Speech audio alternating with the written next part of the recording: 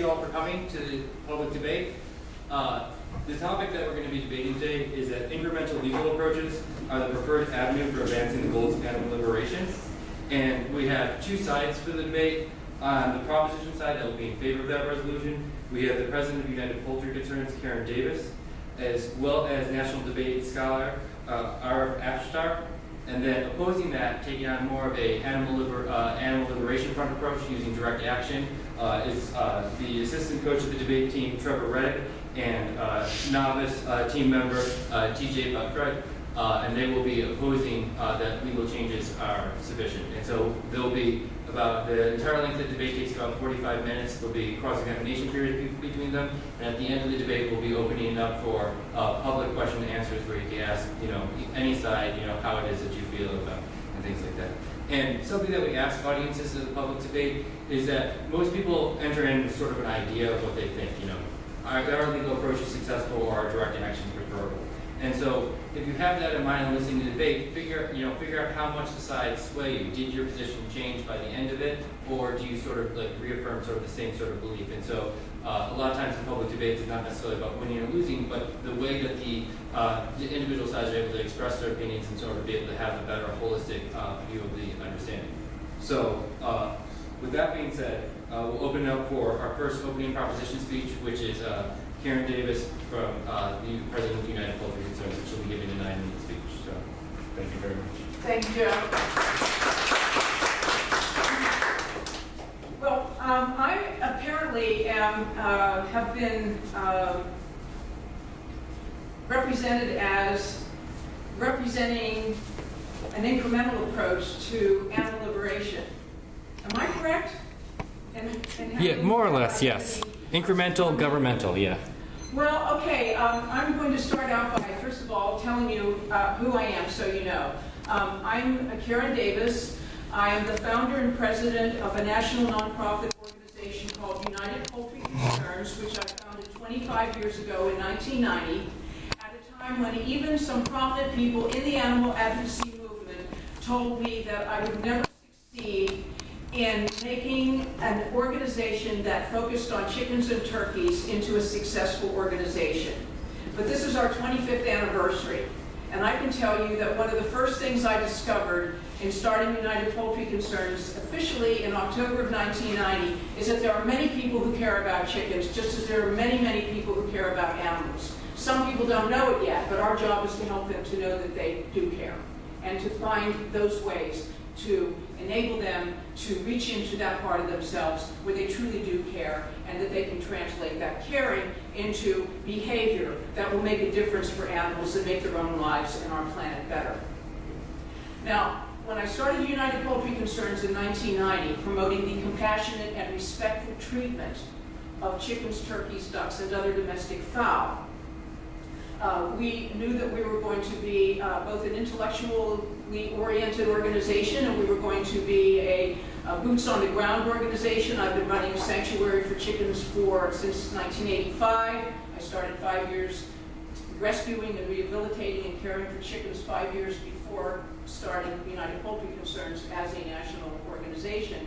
And then we would also be running national campaigns and smaller types of campaigns on behalf of these birds. So, and I should clarify that while our focus is domestic fowl, that is those birds who have the great misfortune to be considered a food source for human beings, the larger context of our work is animal liberation, nothing less. We don't only care about chickens and turkeys, but they are our specific mission within the larger context of working for the liberation of all animals, for a vegan world, nothing less. That's what we work for.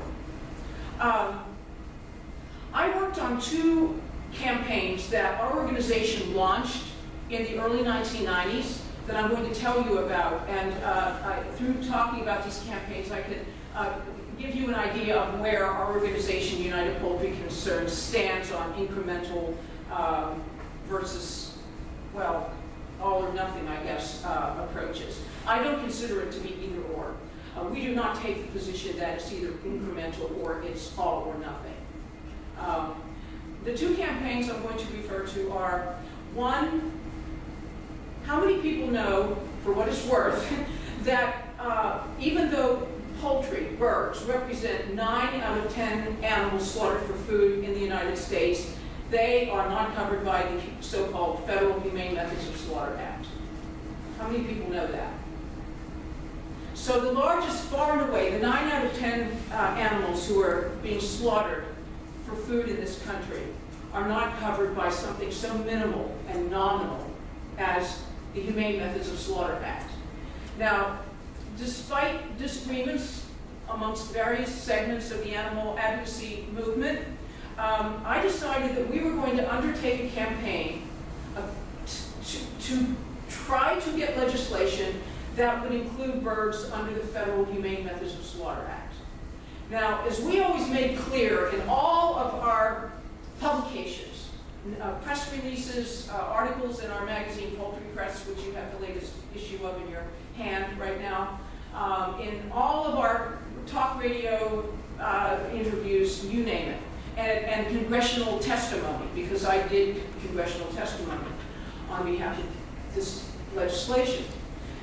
We never suggested to anybody that if birds were covered under the Humane Methods of Slaughter Act, that they would now be treated humanely, or that it was okay to eat them as long as they were covered by the Humane Methods of Slaughter Act. What we did was we researched the issue of what the slaughter process entails. And we presented this to the various audiences that we addressed. And we explained, for example, I explained one of the main reasons that we are devoting resources, time, energy, and money to a campaign to get poultry covered under the Humane Methods of Slaughter Act is because if they're not even covered by something so nominal and minimal as that, the implication is that they're not even sentient enough to be considered to be on a level of with a cow or a pig or a horse or a goat. And while it probably will not help them in the material world, in the actualities of the slaughterhouse to be covered by the Humane Methods of Slaughter Act, it doesn't help them at all to not to be covered. That's the kind of issue you get into when you really get into the devil is in the details of actual activism. Okay, so our argument was it doesn't help them to not even be recognized legislatively or legally as sentient beings. This gives the idea that they're not sentient, which is false. They have just as much feelings as a dog or a cat, or you and I, for that matter. The other big campaign that we launched and led was the effort to educate the public and the media about a practice known as forced molting of egg-laying hens. How many people have heard of forced molting or have an idea what that is? A number of you do. Well, let me tell you, before we started our campaign in around 1992, nobody knew what it was. The media had never heard of it. The only people who knew what it was the egg industry, the poultry industry generally, and the U.S. Department of Agriculture. We made this a huge issue. Now, we had tons of, we got a front page article in the Washington Post in the Sunday edition, which never liked anything like that before, about forced molting. And the article we got, Mark Kaufman, the Food and Drug Administration reporter, who had never heard of forced molting until I prevailed upon him to cover it, was on our side. Now, we never suggested as our effort to, we knew this isn't ending debeaking, this isn't ending caging of hens in the egg industry. It's not doing any of those things, but what it is doing, it is addressing an egregious cruelty. And to suggest that we should just let these birds undergo starvation for 2 full weeks at a time to manipulate the economics of egg production, to say we're not going to do anything to help these hens unless they can be totally liberated.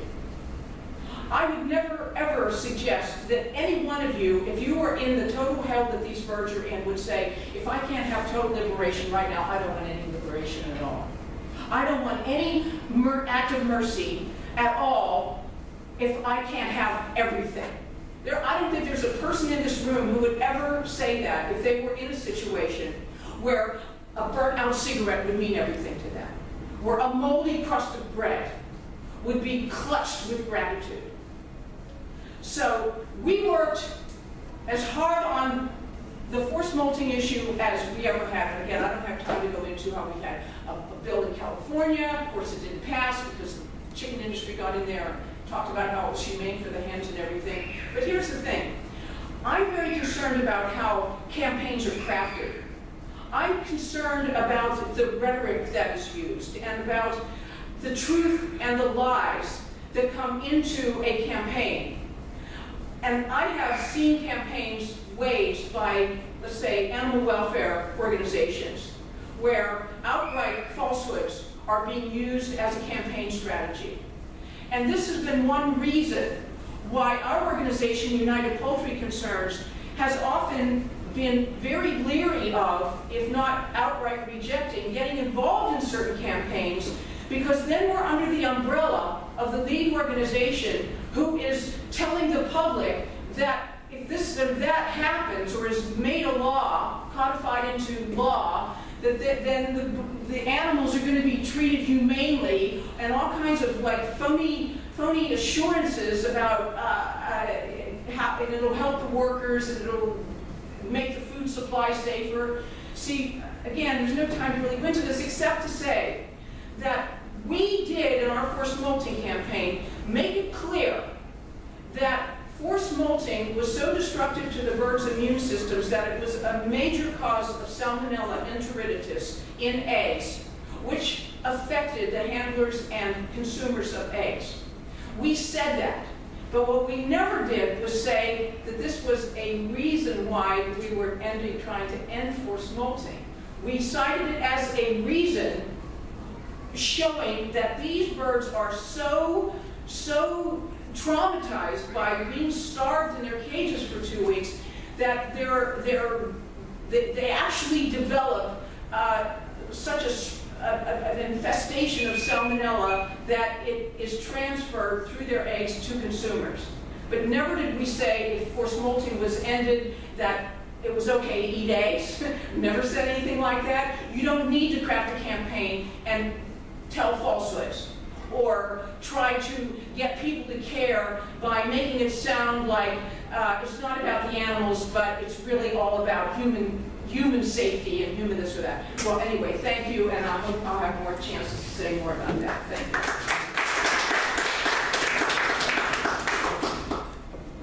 And so we now actually have a cross-examination period for TJ to ask you questions. Can you just do it sitting down? Sure. Okay. First, could you elaborate more as to what the end goal of your campaign is being in terms of like what you're ultimately trying to achieve in your activism? What is United Poultry Concerns, my organization, ultimately trying to achieve in our activism? Yeah. We are trying to get people to stop viewing animals, and specifically in our case, birds, as a food source, as commodities, as resources, as just food. You see, one of the values of having a good campaign is it allows you to talk about the birds and to bring the vegan message into your discussion. Anytime people say, well, if we stop forced molting, then it'll be okay to eat eggs, and then you can launch into your no. And we will remind people, as for example with people love to say to me, I stopped eating eggs from battery cages, now I only eat free range.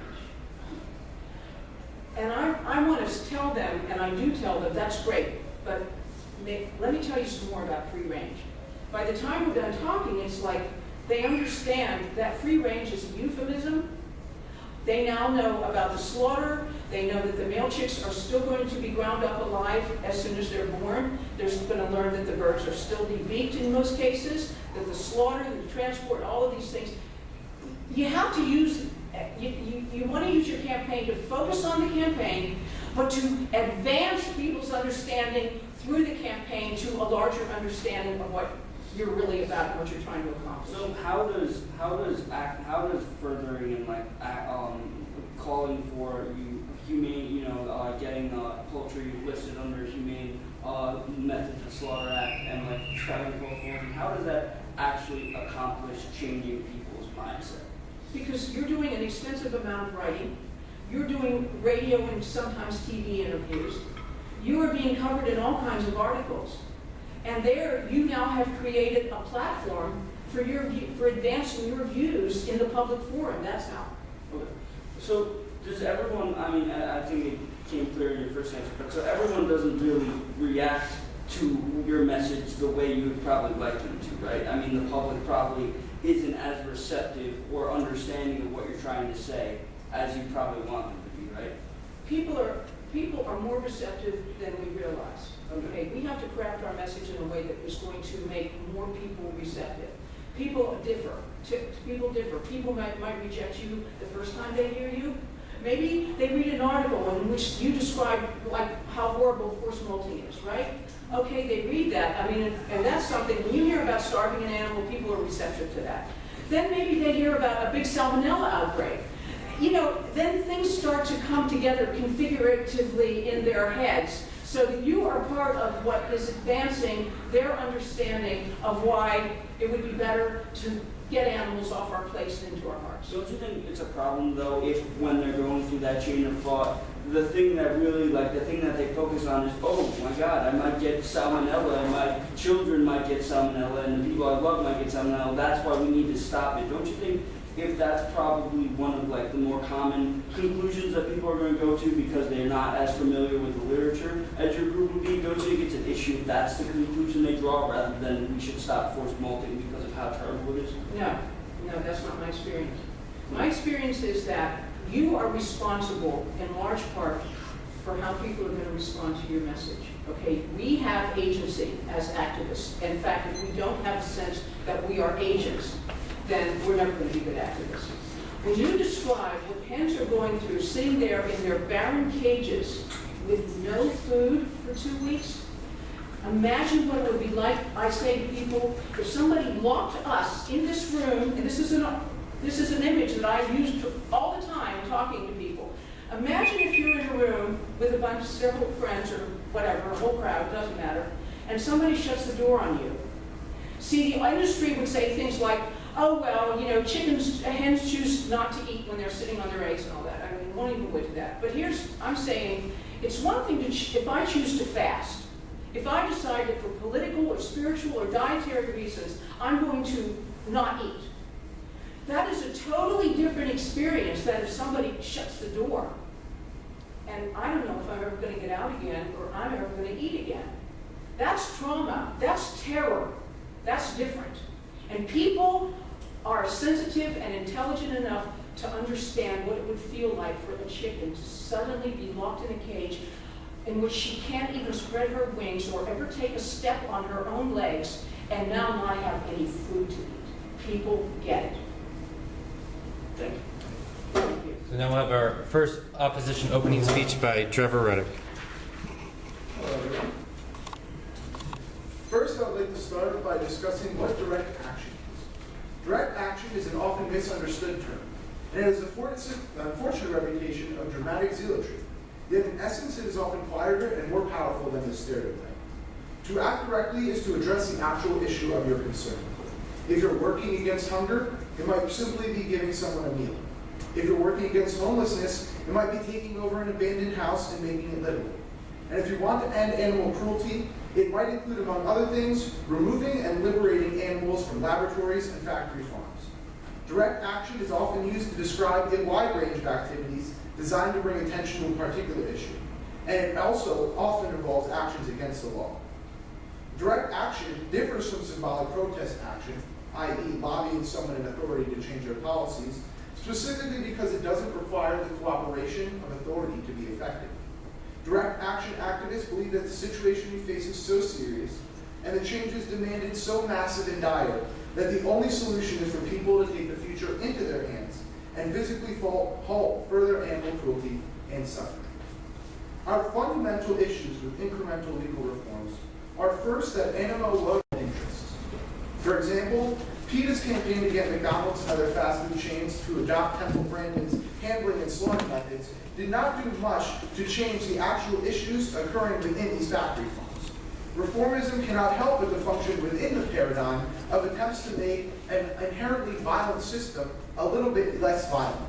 So while the ethical claim that Karen is making seems compelling at first, it is not necessarily an end-all be-all trade-off between making a small incremental change in a chicken's particular life and attempting an alternative perspective or attempt to get those chickens out of that position. Second, animal welfare measures make the public feel better about animal exploitation and actually encourage continued animal use. Karen makes it clear that we are responsible as activists for the image and the particular narrative that we spin. Yet it is impossible, absolutely and fundamentally, to control how people will take in imagery and discuss any notion of any ideas whatsoever. Take, for example, the Eric Garner video.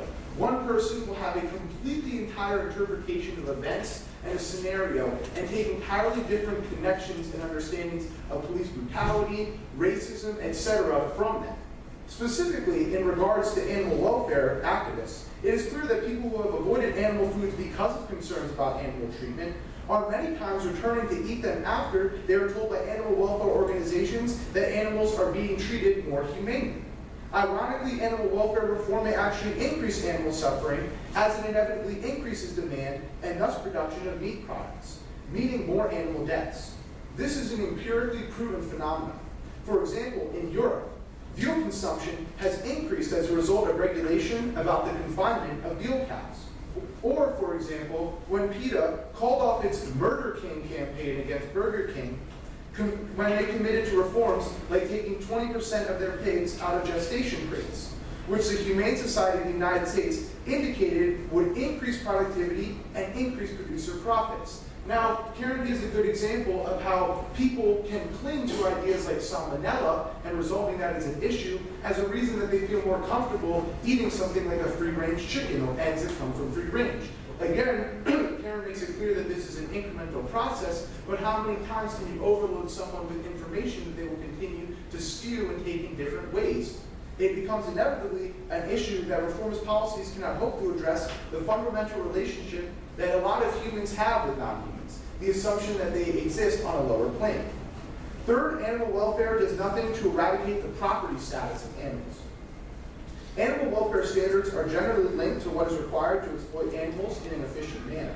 That is, animal welfare generally protects animal interests only to the extent that it provides economic benefits for humans.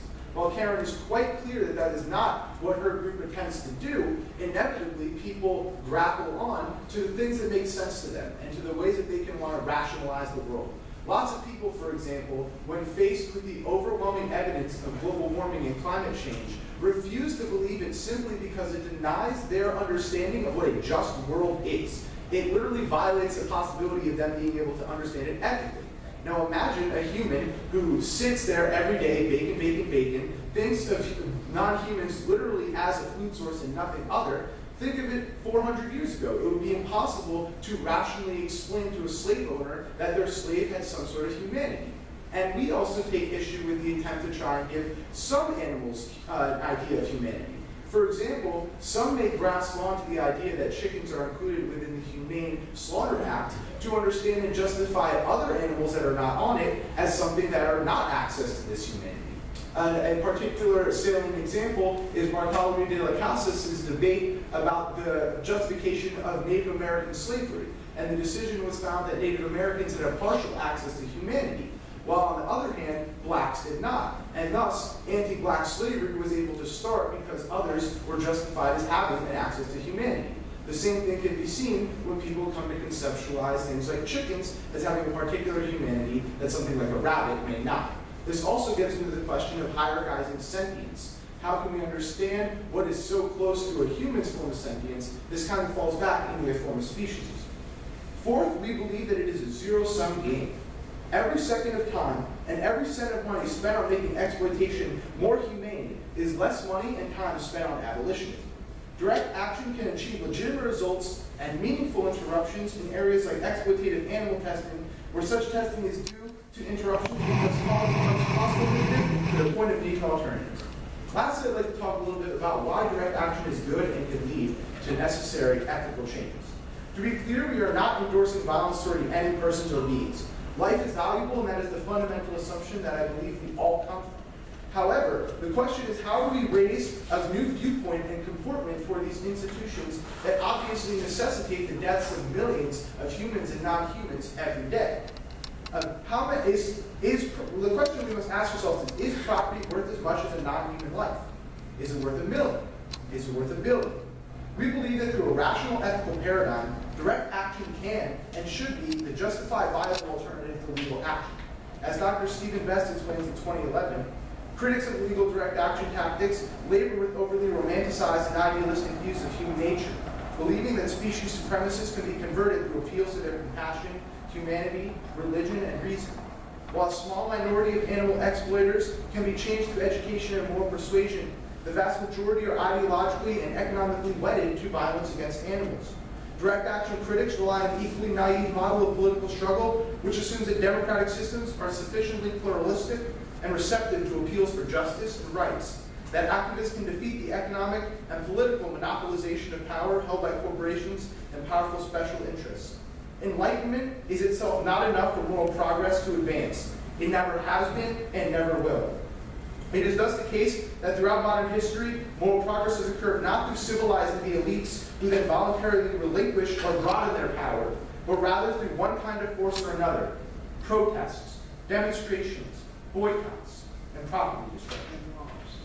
We contend that direct action helps non-humans and creates significant change, as Dr. Stephen Best explains, that for over 3 decades in dozens of countries throughout the world, in countless thousands of actions, liberators and saboteurs have freed hundreds of thousands of captive non-human animals, permanently shut down numerous breeders, fur farmers, and vivisectors, and convinced countless numbers of individuals to find gainful employment in careers other than non-human animal exploitation.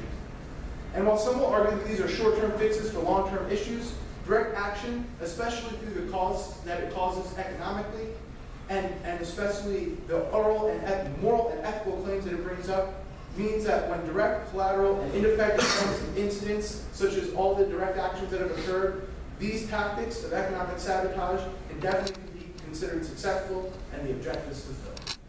Thank you. Now stand ready for cross-examination.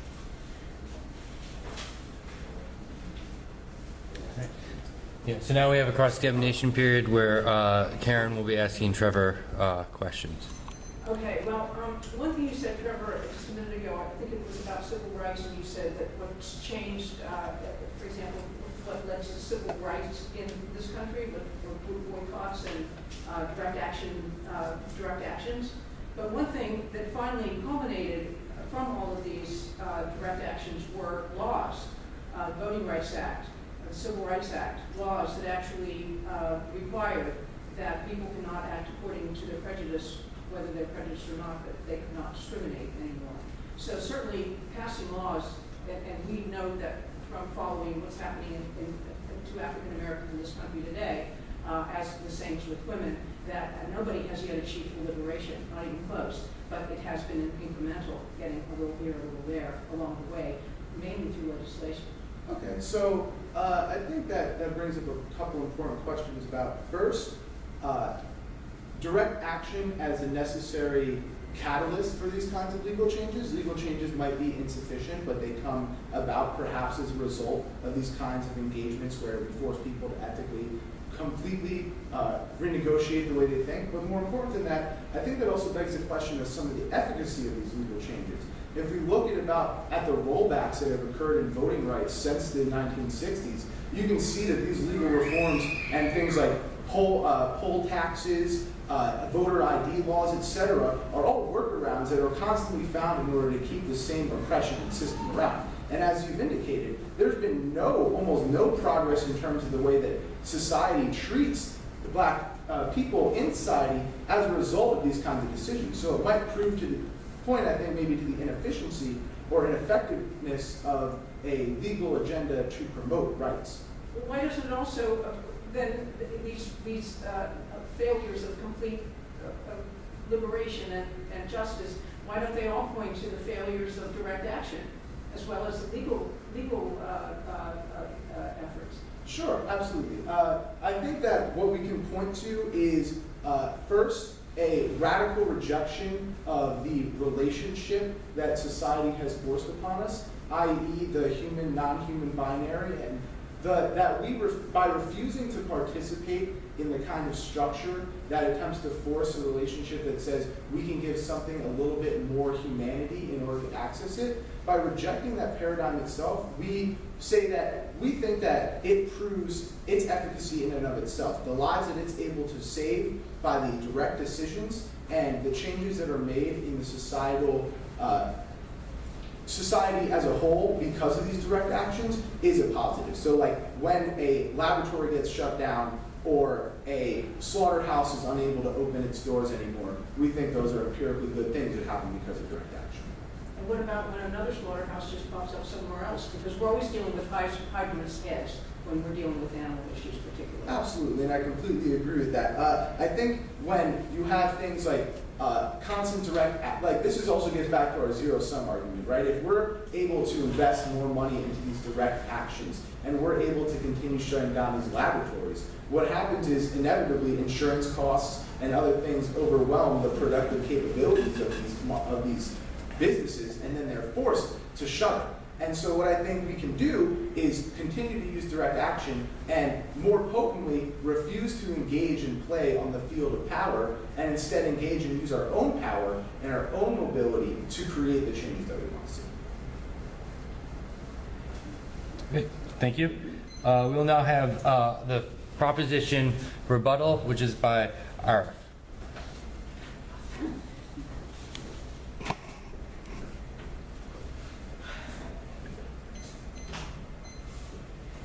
All right. First thing I want to discuss is the root of the opposition to argument that it sets forth relies on the idea that incremental reform and abolition cannot coexist.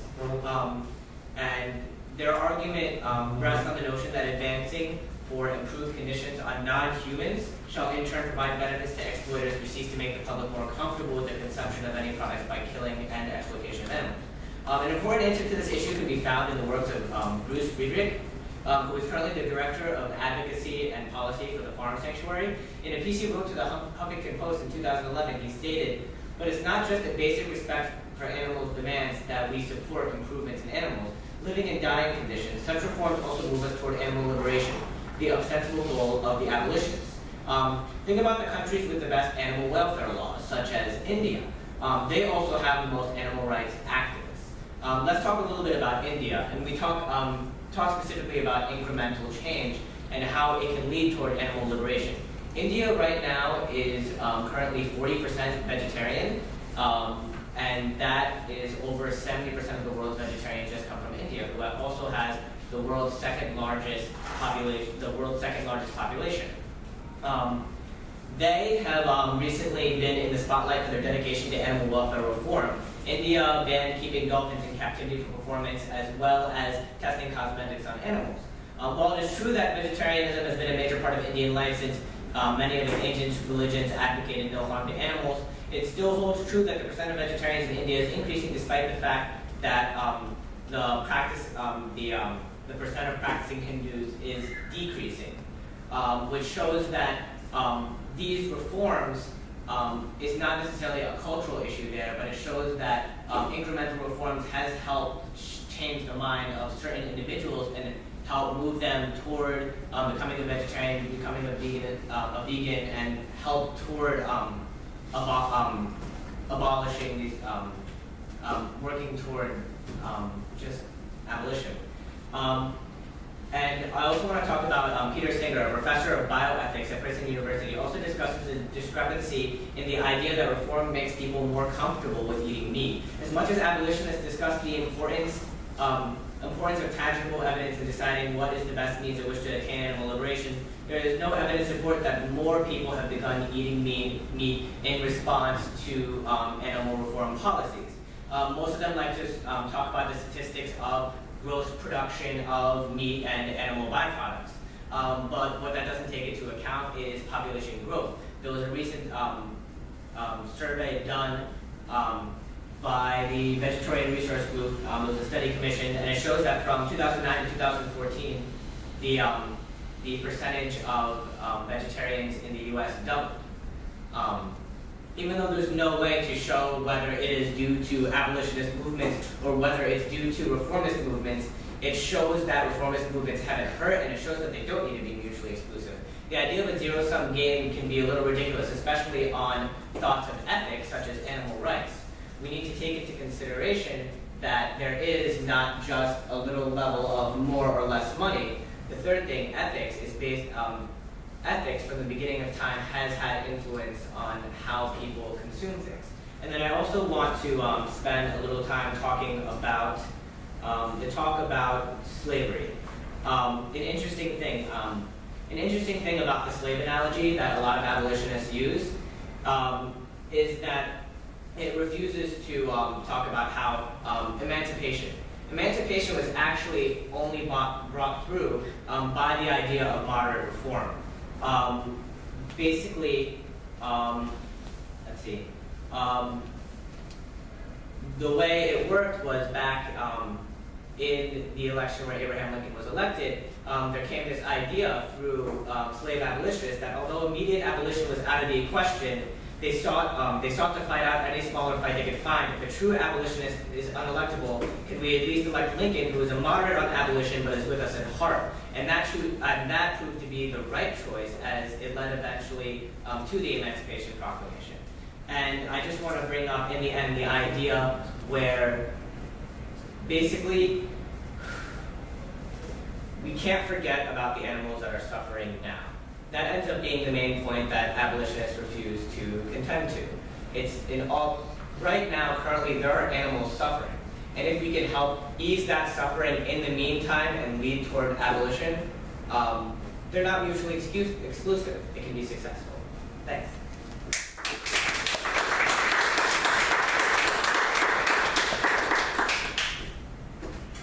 Now there'll be a cross-examination period where TJ will be asking questions. Trevor. Okay. Thank you for that, Art. I guess my first question has to do with your India example. So why is it unimportant that religion, specifically the idea that you shouldn't eat meat because you might be eating your grandmother, why is that not an important implication for understanding why Indian people are vegetarians? It's not saying that it's unimportant to understanding why they're vegetarian. It is unimportant in understanding why the percentage of vegetarians in India has been increasing, while those cultural ideas, such as the prevalence of Hinduism, has been decreasing and the presence of Islam in India has been increasing. Sure, but say, for example, in America, where the amount of practicing Christians are definitely going down, but the amount of people that still believe in the inherent Christian values of America and spin them into whatever justifications they want, for example, anti-immigration, anti-black policies, how is that not just another example of how some of these ideas might filter down, but just because you don't follow religion doesn't mean you're not part of those ideas or responsible for those? It's possible, but the point is in saying that there's, based on what's been happening in India currently, especially the improvement of animal rights, especially recently there's actually been they reclassified animals as living property, which goes against basically the idea of that incremental reform cannot bring about the idea of like fixing animals as property. They've given animals the title of living property, and they've actually been recently issuing identification cards to animals to help with that. But in response to what you're saying, there can never be a sure sign. There can never be a direct correlation equals causation in any sort of argument, but it shows that animal reform that incremental reform hasn't hurt the abolitionist movement. Okay, so let's talk a little bit about your argument about how there's been no evidence of increased consumption. Can you please explain that a little bit? There has been no substantial evidence of increase in consumption of meat based on, like, there's been like a bulk increase, but as in terms of population, it doesn't take into account the population increase. So how does that respond to like the Europe example of how veal increased when veal containment cells were increased in size? I don't know the specifics about that, but I know that a big abolitionist argument about the banning of battery cages in Europe, and a lot of abolitionists said that that didn't decrease production. but the specifics of the law show that there was a phase-out period. That phase-out period, I don't know the specifics about veal production, but there are examples of also where, you know, incremental, not supporting every single incremental reform that has ever happened, but there are examples where incremental reform has helped decrease it. Absolutely. Okay. So I'd like to talk about this slavery analogy for a bit. Okay. That's enough. Thank you. All right, and now we'll have TJ giving the opposition rebuttal.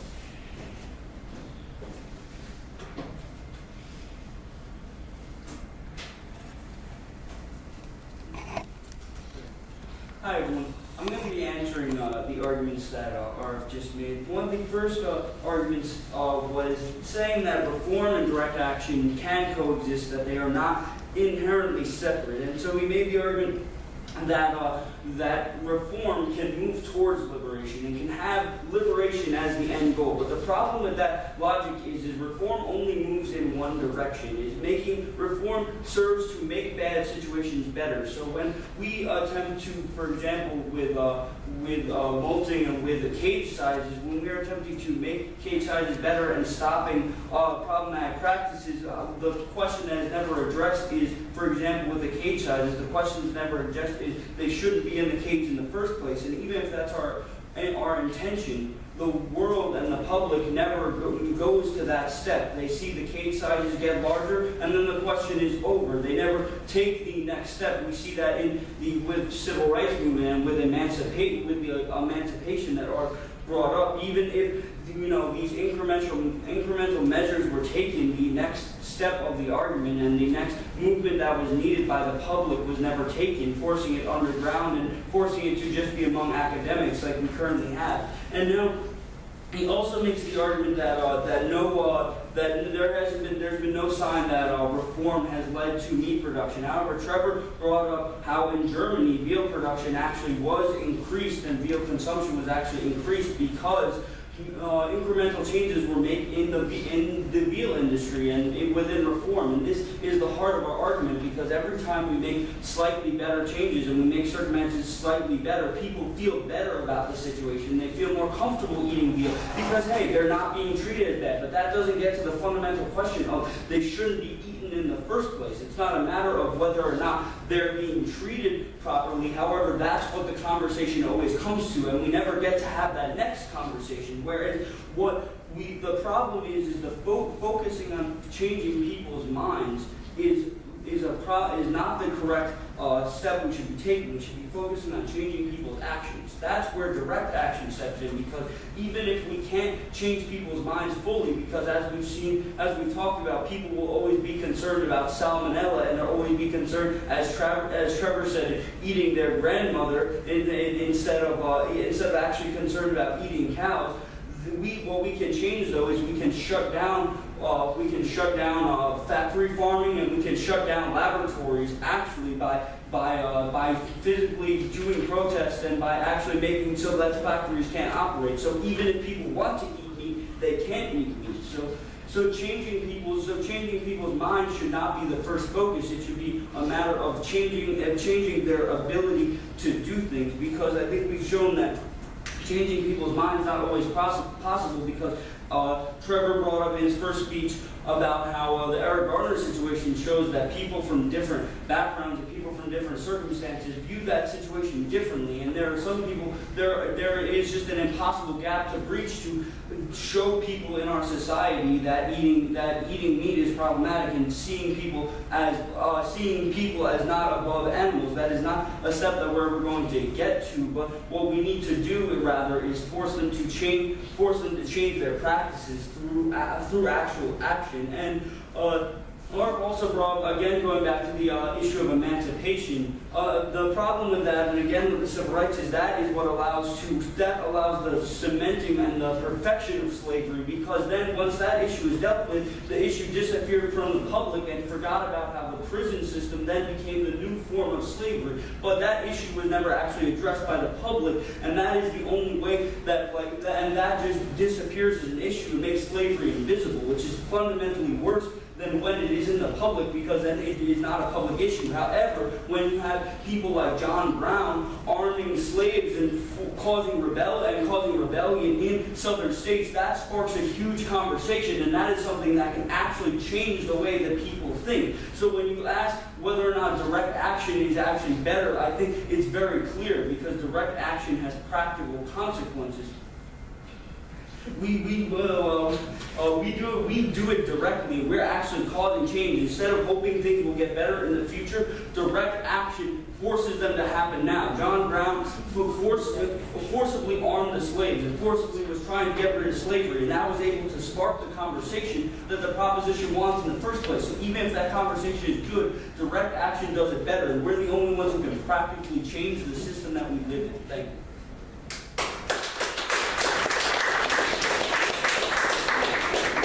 All right. And we'll now have Arif asking questions. What is your definition of direct action? If you could example.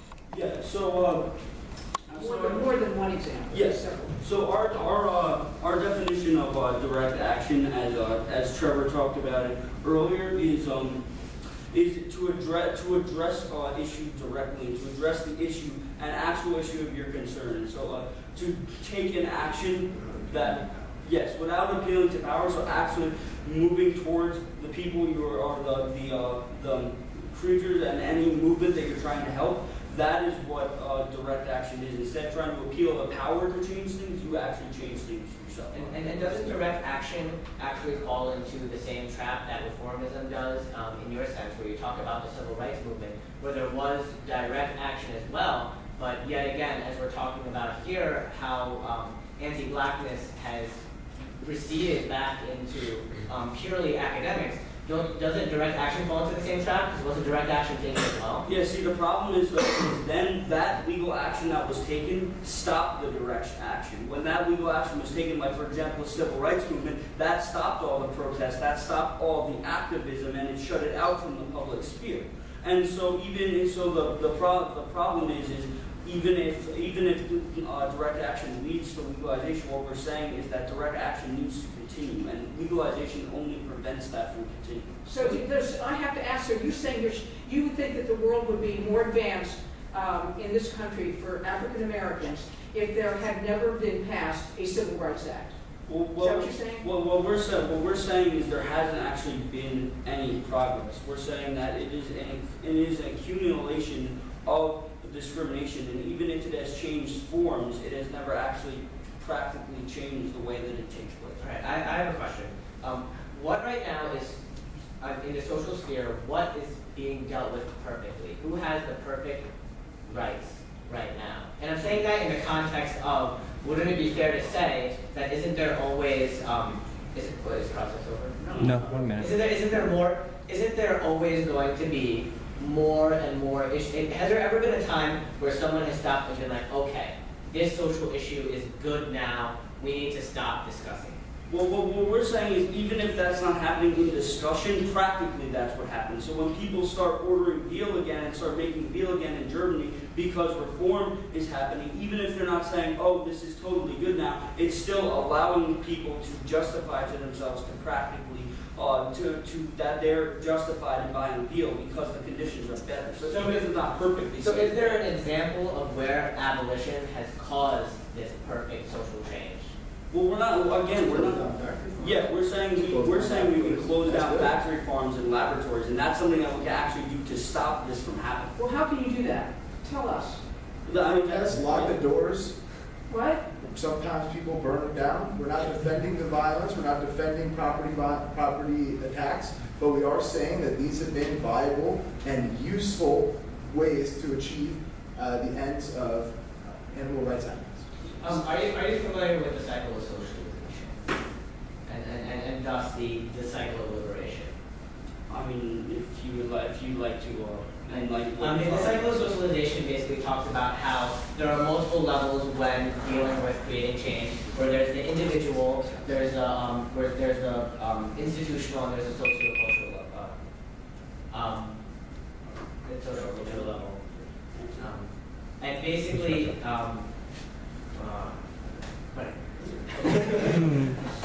All right, so Trevor will now be giving the closing speech for the opposition side. How much time do I have for this one?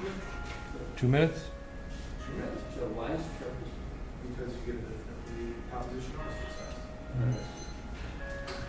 Wait, what? No, I don't think they ever done that. So a couple things I'd just like to focus and keep in your mind at the end of this debate. First is the question of how we ethically comport ourselves to institutions that demand non-human and human death.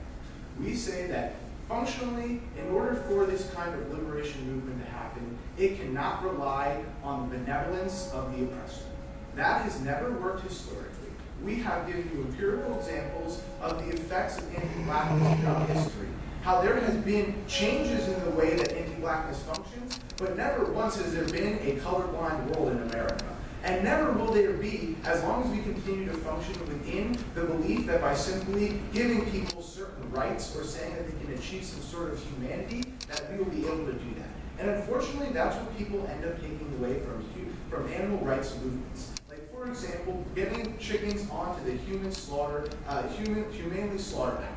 These are the kind of examples where people cling on to specific ideas like salmonella and the things that appeal to them as humans within their own ethical rating, right? This is all about how people conceptualize ethics. If you conceptualize your ethics in a way where you only care about humans, then the only things that are going to convince you about non-humans is when it affects you, i.e. like the Indian example, where you only care when it's about you might be eating your grandma. When it comes to the questions of considering humans and non-humans, we must reject the attempt to constantly make small lives better by appealing to human concepts and speciesist ideas which will inevitably lead us further away from animal liberation. Rather, we argue that direct action, the attempts to take it to the people who are creating these horrible conditions and stopping them physically and when necessary in order to create change is the most optimal and something that has created empirical change in history. Thousands of laboratories, hundreds of slaughterhouses closed.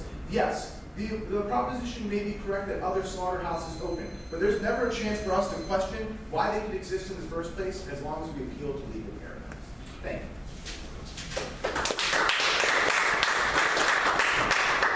All right, and now Karen Davis will be giving the proposition closing speech.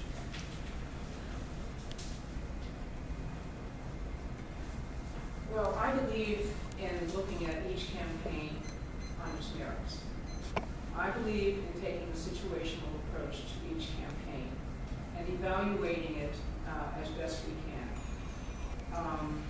I believe in certain incremental reforms. I believe we have a duty as the cause of the misery of countless billions of animals to try to do something to alleviate the absolute misery that we have put them in. And I don't think, as I said earlier, that it's easy for us to sit here and say a little more space in an airplane doesn't mean anything to me, but apparently a lot of people think it does mean something. They do want it. They're willing to pay money for a little more space. So I think it's pretty speciesist for us to sit here when we have everything, and these animals in these horrible conditions that we've created for them have nothing, and worse than nothing.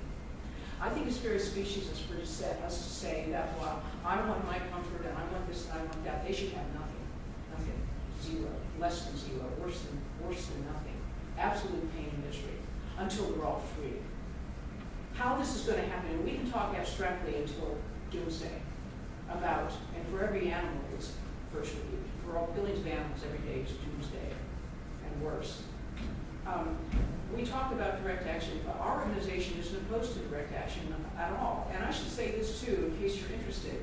I wrote an article in Terrorists or Freedom Fighters on the beginning of direct action as the open rescue concept in our country. The open rescue concept in the United States came as a result of our conference in Machaponga, Virginia in 1999, bringing Patty Mark from Australia of Animal Liberation, Victoria, to speak about how they conducted their open rescues in Australia.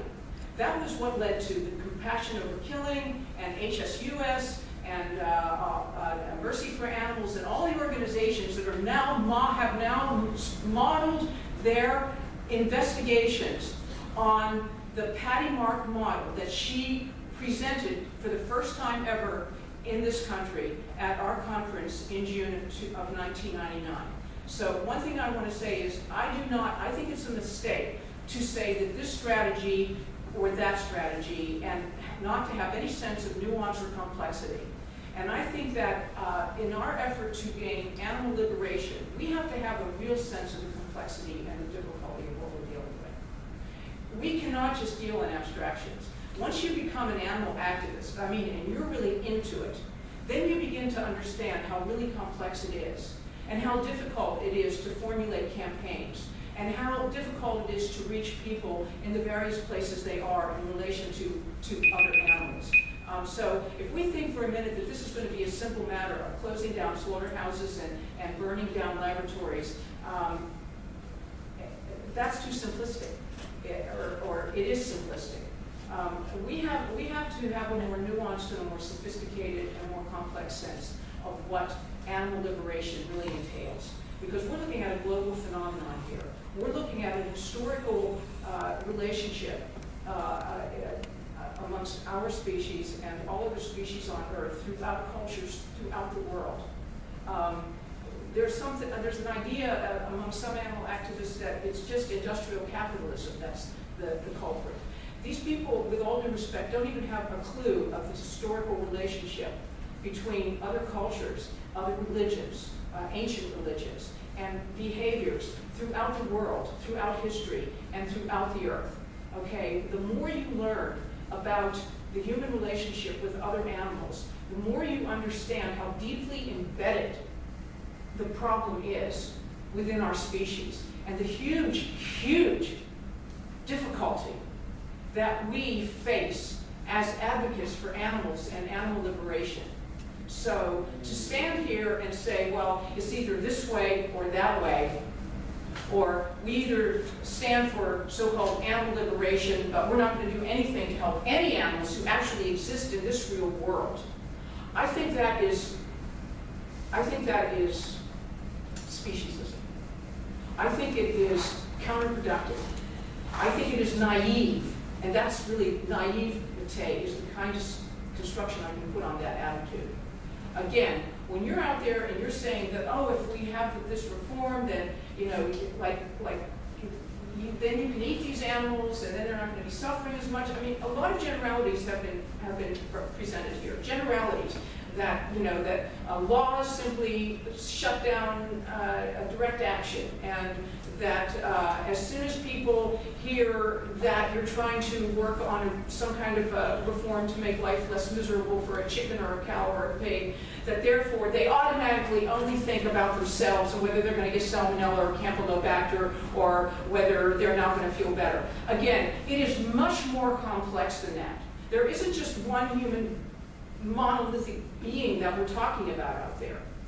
And there may be various strategies and various approaches that we need to adopt, always with confidence and with the goal, and not hiding the goal, that we want to see all animals live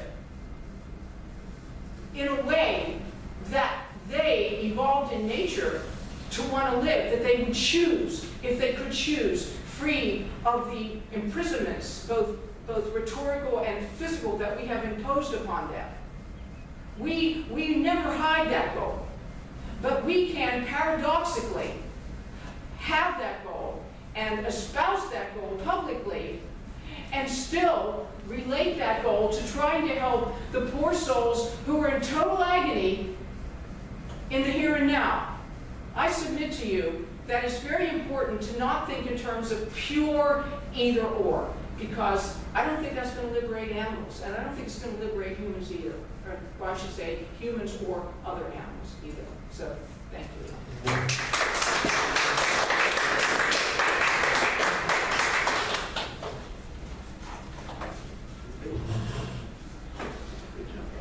So I'd now like to open it up to questions for anyone. Thank you, that was very good, illuminating. However, it seems to me that both sides have a very crimped understanding of the domain of the political.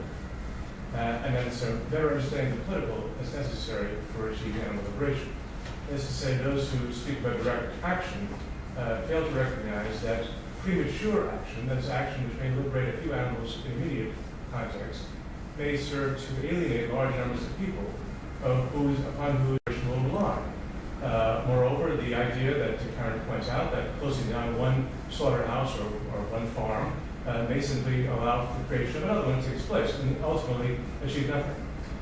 Secondly, however, from the point of view of reform, the idea that there aren't other political domains in which animals have had different relationships to humans has to be acknowledged. So that under the regime of capitalism, modern capitalism, the creation of animals as mere objects to be bartered and sold, mere commodities, is very different than, let's say, under a regime of hunter-gatherers or pastoralists, where animals have a very different relationship.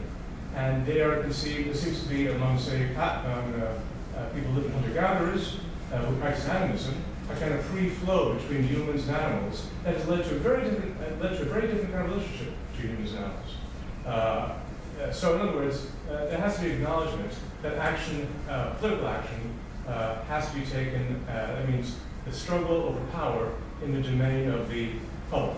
And that kind of understanding is absent from both arguments, so I would argue for a stronger approach to the domain of politics.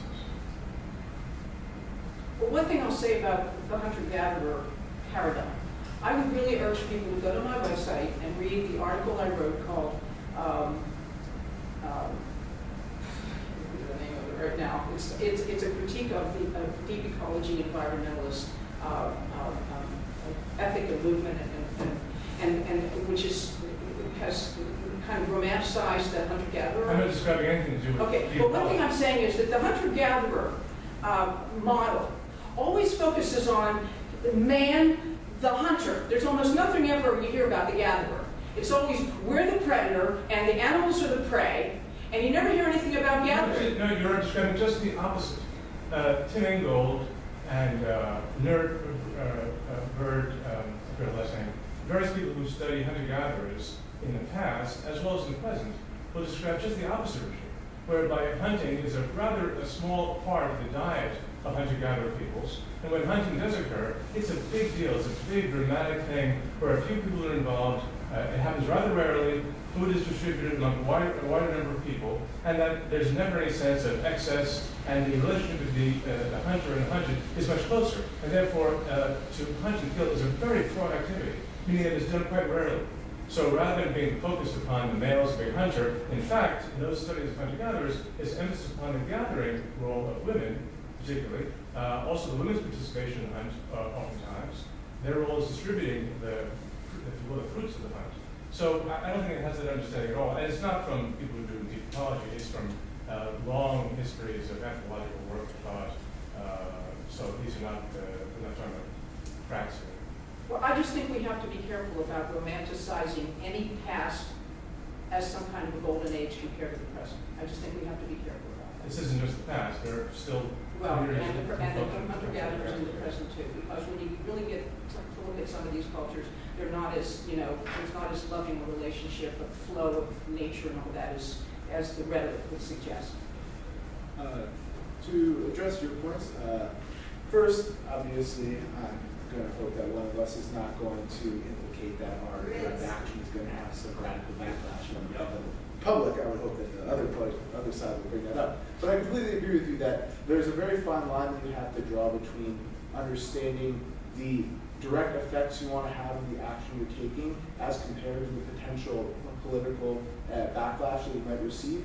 Because, like the example that TJ gives of John Brown, if you look at the history, right after that revolutionary action comes the Black Codes, which perfect slavery in the South for the next 250 years, right? So backlash can be very problematic to these kinds of actions. At the same time, though, how do you balance if you believe that enlightenment is something that is not possible, then it might follow that it is not even something to be concerned of at the political backlash or the implementation of your action. But at the same time, I agree that in my analysis, I think proactive And too quick direct action can many times have a very suppressing effect to the ability to coalesce around any sort of recognition. Okay, may I ask you a question? Because I really want to ask both of you this. Sure. Direct action now, the group that's working right now, Direct Action Everywhere, excuse me. Are you familiar with their work? No. Okay, Direct Action, how many people know Direct Action Everywhere, the organization?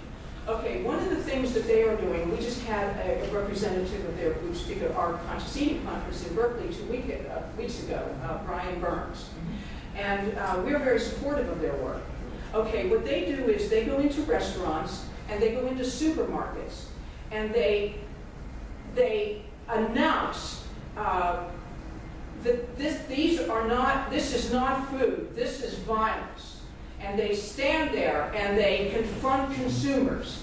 And they stay there for quite a while. And individual members of the Direct Action Everywhere group who's gathered in the restaurant or the supermarket where the meat is and all of that, and where people are eating their dead chickens and so forth, they, as individuals, make their declarations. Now, a question I have is, how do we gauge the effect of that particular type of direct action, which I assume you would consider a type of direct action? Sure. How do we gauge how that affects the supermarket shopper and the restaurant patron? I wonder, I don't know, I don't have any answer. I just wonder, how does that affect the eater at the restaurant, the shopper at the supermarket? You know, I mean, one of the things we do is, all of us in the animal movement, is we say, well, this works and this doesn't work. And there are counter arguments about what this study shows versus what that study shows. We all have our studies that show that what we believe in is the one that is working the best. But it's a real question. You know, going into restaurants and going into supermarkets and shouting, this is not food, this is violence. And people saying that and doing it, and maybe spending a half hour and doing that, and of course having placards and so on, very vehemently. And then eventually they turn around and they leave. And I'm just wondering, how do we find out how that affected the patrons and the shoppers? Well, I mean, personally, I think it's impossible for us to be able to truly determine how it would affect them.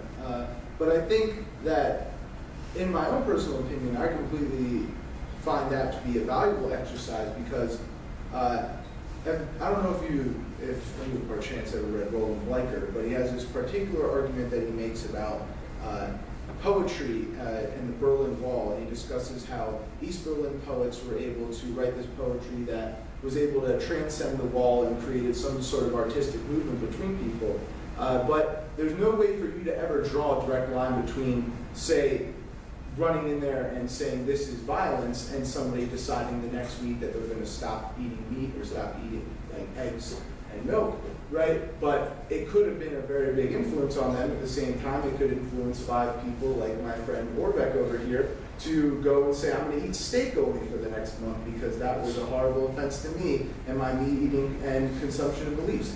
So I think it gets down again to just like the kind of, we can't ever understand how particular people are going to respond to things, but we can hope that these kinds of direct actions, by having these sorts of discussions where you bring up ethical questions in the places where you surprise people and make them reconsider the actions that they have there every day and all, I think that that can be a very powerful one that can affect people in many different ways. While I can't isolate exactly what made me become a vegetarian or a vegan, I can say that there are several things that led to that path or influenced me in some way that made me question something or think about the way that I related to non-human animals.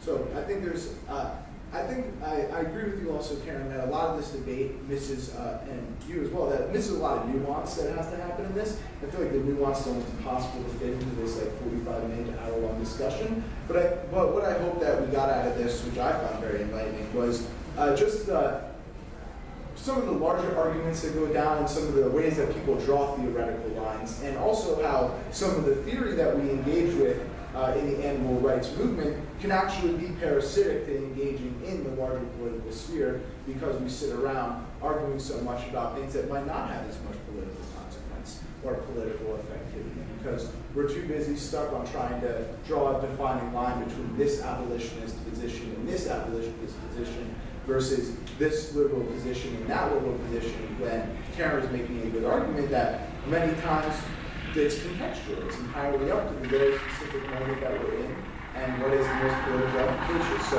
I think hopefully this discussion just illuminates some of the positions and can lead to some more thought and discussion. Yep. I thought how you highlighted how direct action brings about the discussion that allows people to think and change their mind on the issue, whereas legislation kind of subdue that kind of discussion among people was very good.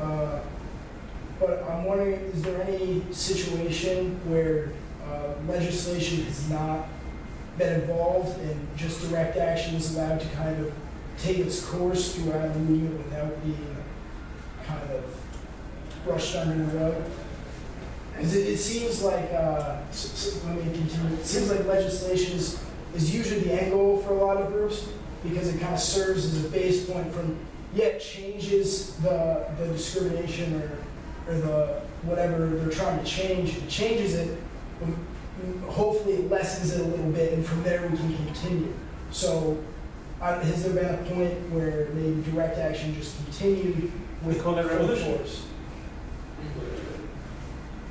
Like, yeah, there are revolutions throughout history where it was the complete overthrow of a government, of a paradigm of thought, right? Copernican revolution, right? Like changes in the way that Haiti, right? Like a very important, like the first black revolution, right? Like these kinds of things are, even though you could argue that then they codify them under regimes and stuff. There's never really like I do not see it likely that there's going to be a revolution that like is like an anarcho-syndicist, something that like collapses like the way we orient society. But I think the issue is there will always be a revolution to overthrow the codification of power and laws that occur, because the way we've structured our societies and come to exist, like we create the necessity for these hierarchies, and then we always have the minoritarian group which attempts to overthrow it. We overthrow it in some partial or maybe permanent way, but then another hierarchy always arises. So I think, again, this comes down to like the nuance argument. What do we consider the overall end goals of the revolution to be? And do we think that legislation can be an action towards that, or does it feed that another process? And also, this is the reason why I think incremental reform is very important. I mean, just as has been said before, there's never been a direct case where direct action has led to an end goal. And even though it is true that legislation is used to perfect these issues and swipe them under the rug, a lot of the times in the moment, that's not exactly what it seems. That legislation ends up being the end goal. And the reason why certain revolutions and direct action fails is it's sort of like a boom and bust. It's sort of like a resting period in which academia sort of catches up, where they're like, okay, we fixed this, what's next? And that's the argument where I would say that direct action and legislation are both needed hand in hand as sort of stepping stones. We'll go there to start your hand first. Do you think that there is any correlation between the level of somebody's education and the chance that they will be more receptive to your ideas? Because I know both sides said that these debates seem to always fall back into academia, right? So if these kind of things are always falling back into academia, do you think that there is any correlation between level of education and the willingness to accept new ideas? And I could just say absolutely, in the sense of academia by definition is sort of an access to information, and the way just academia functions now in the modern world is access to education is a privilege, and it's not something that everyone has. So economic and there are academic and educational barriers which will prevent people from being receptive to certain ideas because they're just not exposed as often. And when you don't have access, the less access you have to new ideas, the more used to an individual is to accepting their current ideas because they know nothing else. One thing, Kim, how do you pronounce your last name? Soka? Social. Sosha said in a previous session was the one animal exploitation that is correlated with increased education, where the more educated people are, the more they support the animal abuse, the animal exploitation, is in the area of vivisection. She said the more educated people are, the more they accept and support vivisection of animals. Go over there. You can fight over it. Well, I come away from this both sides are right, but I don't consider Karen's view to be typical of corporate welfareism. So the inequality of this is that corporate welfareism has all the money and abolition has no megaphone. This is nothing to do with United Poultry Concerns that has ethical campaigns pretty much always. But the huge mountain of trying to overcome corporate welfareism day in and day out has pushed our movement back 30 years. So we can no longer consider, we need to really understand how the meat industrial complex has infiltrated the non-profits. We need to understand very clearly why the leadership has not routed out this influence.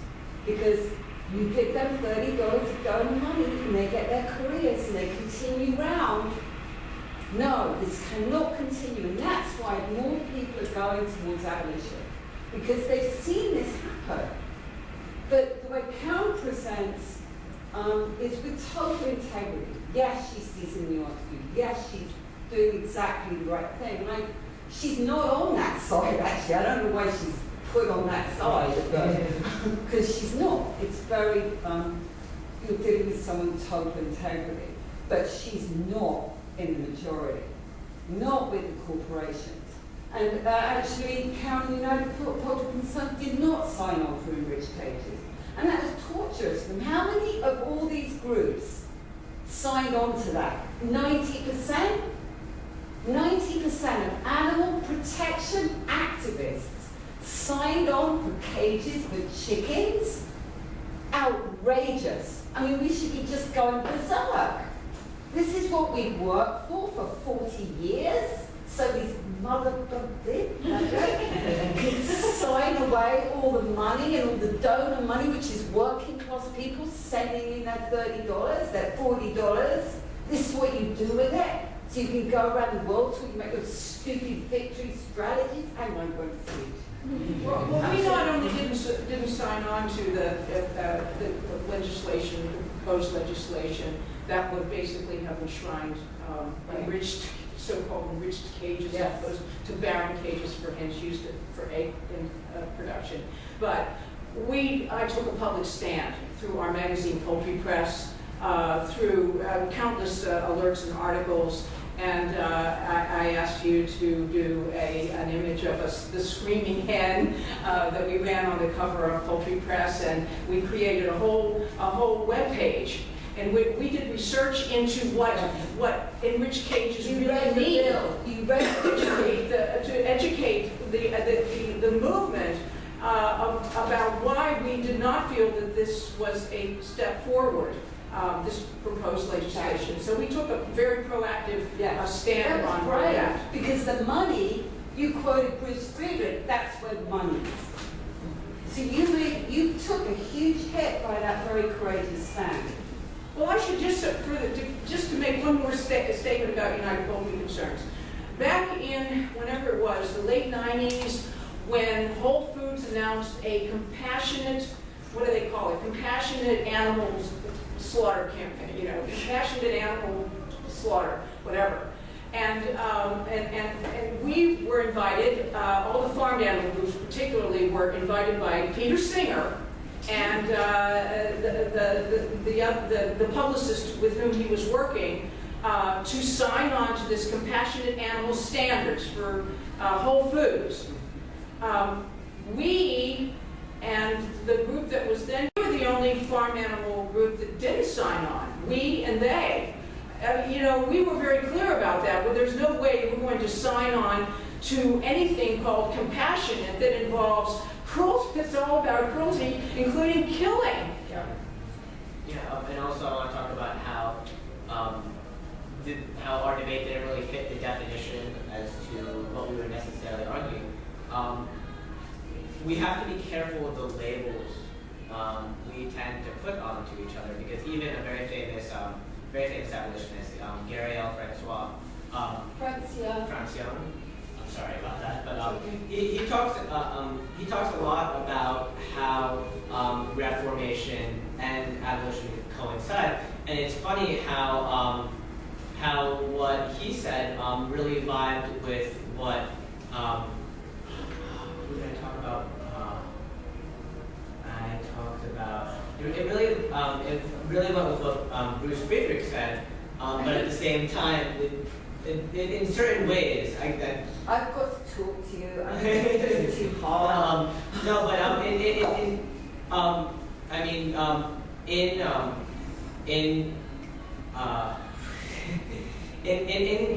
Gary's blog, he talked a lot about ways that incremental work can be done in terms of abolition. And I'm sorry, I do not know why I brought up Friedrich, but I want to talk about what you brought up in the way of when you push for these reforms, as long as you make clear that we're not saying these reforms are the end game. And examples such as, trying to put chickens under the Humane Slaughter Act. We're not, the point of that is not to say that once that's done, everything's okay. It's a step. But they're cleverer than that. Corporate non-profits on page 49 of their internet site, as we want vegan, well, they're everything to everybody. It's about fundraising. It's about getting money. That's all it's about. Is that clear? But that's all it's about where? In corporate welfareism. You mean within the sort of the animal movement? Patty Mark went against Singer. Patty Mark, original live rescue, open rescue. She went against Singer. She went against utilitarianism, which is the movement we live in now. It's Singer's utilitarian movement, which is on page 49 with vegans, but on page 1, donate now. Send us your money, and we'll be the activists for you for $200,000 a year. I do want to say something important here about people who have signed, groups, organizations who have signed on to something called Compassionate Food, or Whole Foods Compassionate Standards, and even the Enriched Cages, support for the Enriched Cages legislation. There isn't a monolith within the movement, okay? It's very diverse. And there are heads of organizations I know who are so committed to animals and care so much about their suffering that they are looking to do something to help them. It isn't just that all the people who signed on to the Whole Foods compassionate standards are corporate welfareists. They're not. They're just, animal rights people are very desperate to help animals. And we know what we're up against. We know what animals are up against. You just get into the movement and stay a while, and you'll find out how bad it is. Even though we can talk about our successes and everything, we know how bad it is, locally, globally, everywhere for animals. We know that. You learn that very quickly. And so a terrible desperation develops within people who really care about animals, including people who run organizations. They've been around the block many, many times. They're desperate for something that could do something for these animals. So they will sometimes sign on to something like compassionate standards because they're hoping that maybe it'll make some modicum of difference for all of the wretched, suffering animals in the most horrific conditions. That's why they do it. So we don't want to, again, just assume that it's all corporate welfareism versus all virtuous ones, because that's not how it is. $200,000 a year, I'll believe you if they take a living wage.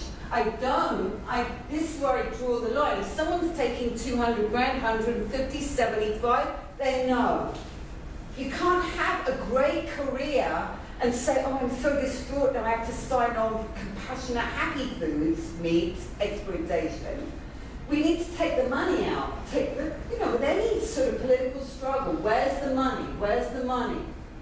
So yes, you're absolutely right. It's not a monolith. Some of our closest friends are in these groups, trapped in the system. Absolutely. Well, they're ambivalent. A lot of people are ambivalent about the best way to try to help the animals.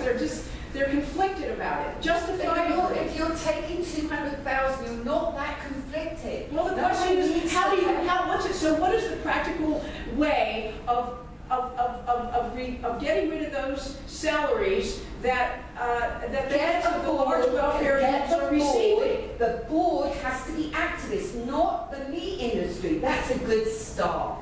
So when you've got the corporate groups, wow, there's a pig farmer on the board. There's Whole Foods on the board. What the fuck do you think we're going to get? We're going to get an alignment with the meat industry. Absolutely. So that's the first thing that should change. All these boards need to go. How do you make that happen? I mean, we can say that forever. But how do you make that happen? Confront is we can't just keep covering up because of the desperation animals are suffering now. We need to have some plan that's to do with egalitarianism, not let one board decide top down. We can't even do that with Wall Street or any of our whole system is run like that. We need to no dent in Wall Street or the bankers or any of it. We're making a dent. So I'm going to go to another question. Sorry. No, it's okay. So one thing I always think about in the abolition versus reform debate is what's possible given the conditions that we live in today, right? So, for example, I remember watching a really inspiring video of people acting under the banner of the ALF in Mexico, liberating chickens, right? They had these amazing giant tote bags, and they just snuck into this facility and filled the bags with chickens, and presumably, those chickens lived a very happy life somewhere else. And I see that as being totally justified. But I would not advise anybody in the United States to do that today. Right, surveillance is way too good. We have incredible legislation that will put you away for life. You know what I mean? And so I always think, what can we ask people to do here, right? What's going to keep people in the movement? What's going to create sustainability, right? Because if our most dedicated, our best and our brightest, and the biggest risk takers are locked away for life, we're left with, boards and corporate institutions, and that's problematic. And then the second thing that I think about is, on the one hand, single-issue campaigns and reformist movements are problematic, right, if they don't have this commitment to abolition that's really straightforward. But on the other hand, if you care about animals, why would you be opposed to the material things that go into a spay and neuter campaign, right? I mean, if we're talking about the harm that happens to cats and dogs, right, when they're homeless and living on the street and reproducing constantly, how can you say, right, the spay and neuter campaign is a waste if you know it's going to reduce homeless pet populations? Who says that? Right. People make these arguments all the time, right? If, say, you're anti-bullfighting and you focus efforts on that, right, and not talk about, in a moment, right, being a vegetarian or whatever, that's a waste of resources, it's reformist, and we shouldn't do it because we're animal liberationists. But I always say, you have to weigh that against wouldn't the world be better without bullfighting, right? It seems to me that if you really are an animal liberationist, if people are in the moment, and they want to take down bullfighting, then you should be there. Well, this is the topic that I'm giving tomorrow. So I hope you all attend single-issue campaigns. That's what I'm talking about tomorrow.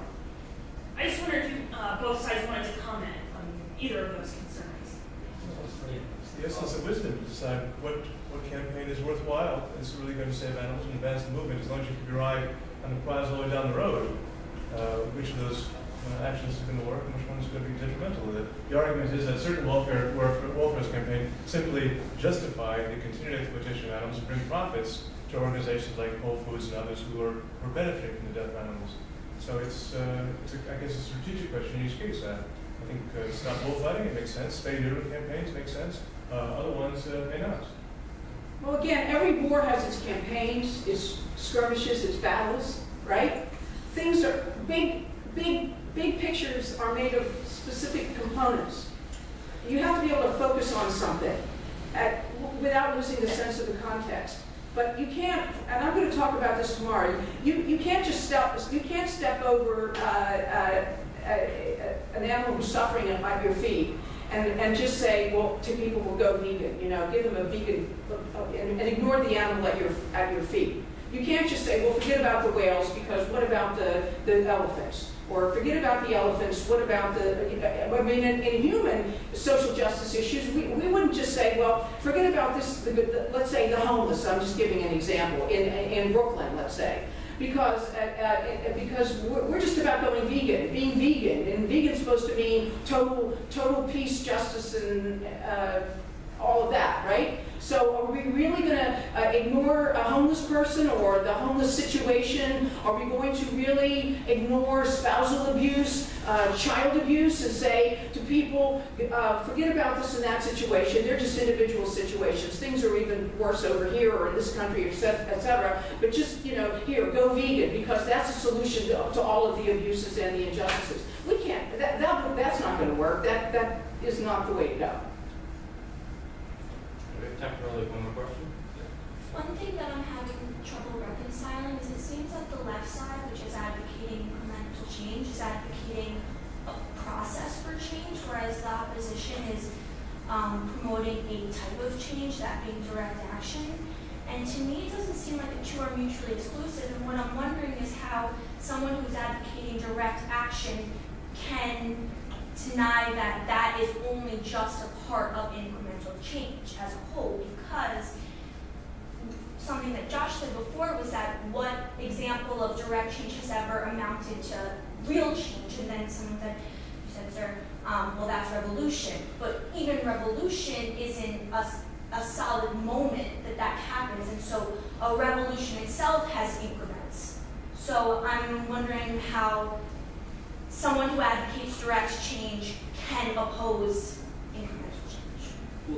Well, I think the issue tends to be like, especially when you're talking incremental change in kind of like a not even just a policy, but more like a way of doing things kind of change instead of like individual situation change. I think the problem then becomes that when incremental change is added to direct action, and when it's made because of direct action, it allows people to kind of say, and I'm not saying this is what animal rights activists are advocating for, but the problem is a lot of times the public reaction is then, oh, okay, the fight's over, we're good now because we allowed for these things to happen. Now that's not always the case, but a lot of the times it just allows people to kind of feel better for themselves and find a way to justify their actions instead of constantly attacking them on this issue and constantly forcing them to think about their actions, which will lead to change. If we try to change it incrementally, then maybe yes, we'll have some small levels of success, and that's definitely a good thing, but it always puts us back to square one to try to get to that bigger question. We always get back to getting to that bigger question, even if we were able to make some kind of change. Okay, so then say so the reaction that the public gives in response to say one law not being the reaction that's desired, the campaign, so let's talk about a campaign that brings you to that reform has so many stops along the way that so many other people are affected that wouldn't be considered part of that undesired reaction of, say, someone who now is buying cage-free eggs at the grocery store that would have bought the caged eggs anyway, and now they feel a little bit better, but that's not taking into account all the people who are affected along the way. Okay, yeah, so what we're trying to get at is the people that are abolitionists, first it comes down to a lot of potentially unnecessary theoretical precipitations or like distinctions that they draw between themselves in order to justify their academic and like continued input, right? Because you need to be different from somebody else to get published, so you need to draw a different line between yourself. Oh, all of this abolition except for one thing, throw some critiques at that, etc. So like what we're talking about, how when it comes to political realities, that you need to be able to pick and choose your battles is a correct one.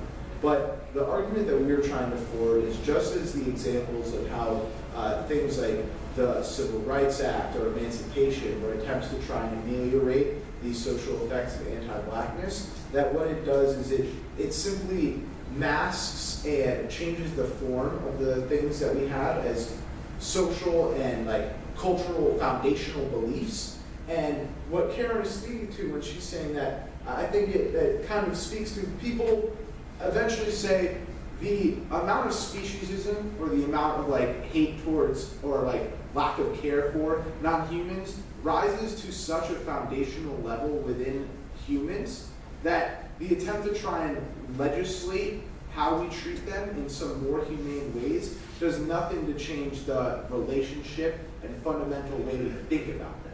And that gets back to the example of how things like civil rights can come around and we can say, oh, look, we gave them rights, but if you look at all, you'll see 2.2 million people in prison and you'll see daily killings, right? Like you see changes in form, but not changes in content.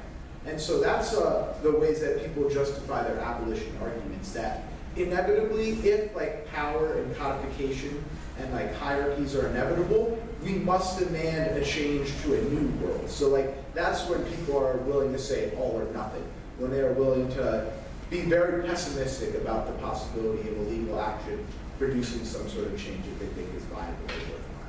So that's where the drawing line happens. But the debate that we had, as you were mentioning, a lot of the critiques we were forwarding are of these corporate welfarists, right? A lot of the people that they're talking about are specifically the corporate welfarists. I did my best, and TJ, hopefully, to try and make these a little specific to some of the discussions going on here. But Cameron is very emblematic of the right way to do this in the animal liberation movement, and it made this debate a little bit difficult for us.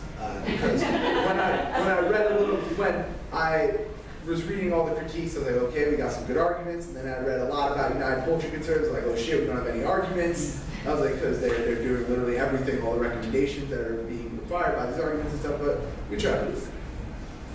So we're going to have to wrap it up here, but we invite you to continue the discussion. A lot of people are going to be going out for dinner afterwards. Right on Continental Road, there's a great Indian place, Royal Indian, and there's also an incredible Korean place, Nam Nam, that's right next to Jennings as well. And so between the two places, that's where most people from the conference is going to be going. I can go look at the people. So one more round of applause for them. How do we connect with those of us who don't have a car or know our way around here at all? How do we connect with the people who are going to the Indian restaurant? We are going to the end. They're going. Because I want to go with you. Okay. Do you have a car? I have a car,